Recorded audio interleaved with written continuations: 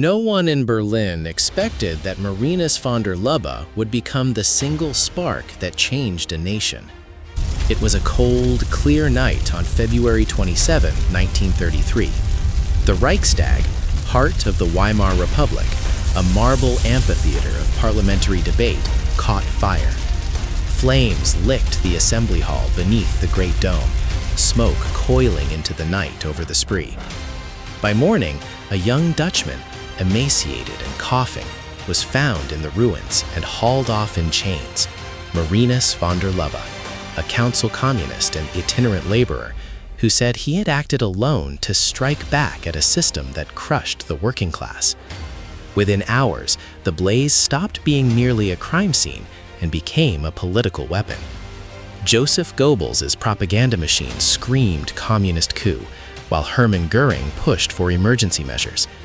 On February 28, President Paul von Hindenburg, under pressure, signed the Reichstag Fire Decree, the decree for the protection of the people and the state, suspending basic civil liberties, freedom of speech, assembly, press, and privacy. Thousands of communists and political opponents were arrested. Newspapers were silenced. The path to the Enabling Act of March 23, 1933, which granted Adolf Hitler legislative powers independent of parliament, suddenly lay clear. The official story was tidy: a lone arsonist, a communist plot thwarted, decisive leadership saving the nation. But the ashes held questions that would not stop smoldering. Why did a single incendiary act produce such immediate and sweeping repression? Why were key Nazi leaders so quick to exploit the event?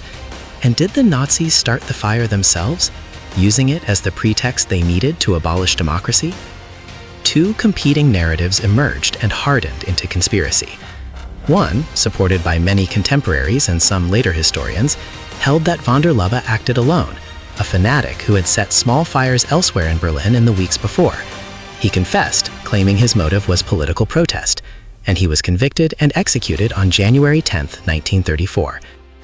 The other narrative accused the Nazis of orchestration or complicity. Agents of the SA or SS had either started the fire or allowed it to rage unchecked, so that Hitler could declare an emergency and crush his opponents. Survivors, exiled communists, and critics of Nazism pointed to the speed of the decree, the selective arrests, and suspicious gestures by police and Nazi officials as evidence of a prearranged plan. At the Leipzig trial in September 1933, the drama intensified. Georgy Dimitrov, a Bulgarian communist accused by the Nazis, turned the courtroom into a spectacle, denouncing his accusers and emerging with international sympathy. He was acquitted. Von der Lubbe, fragile and alone, took the fall. The Nazi regime had its narrative in place, but seeds of doubt took root abroad and would not entirely disappear. After the war, historians and courts re-examined the case. Some archival evidence suggested that the Nazi response had been opportunistic rather than pre-planned, that they seized the moment rather than manufactured it. Other documents and testimonies left lines of suspicion unresolved. Contradictory police reports, the questionable handling of the scene, and the fact that the decree came down with astonishing speed. The debate became emblematic of a larger truth. Whether by cunning orchestration or brutal opportunism, the Nazi state exploited catastrophe with ruthless efficiency. The Reichstag fire remained one of the 20th century's defining mysteries, not because the flames themselves were uniquely destructive, but because of what followed. In less than a month, a fragile democracy was stripped of its guarantees. Opponents were detained, silenced, and eliminated. The legal veneer of the state was converted into an instrument of autocracy.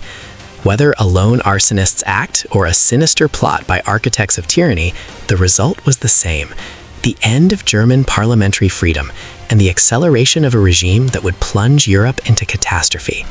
The dome itself survived and was rebuilt after the war. Today, when visitors look up at the Reichstag's glass cupola, the question of that night endures, a reminder that a single fire can illuminate or hide the truth, and that the line between opportunism and conspiracy is often written in smoke. If you enjoyed this journey through history, hit that like button to show some love, share it with friends who love epic stories, and subscribe for more deep dives into the most fascinating moments in world history. Don't forget to turn on the notification bell so you never miss an episode.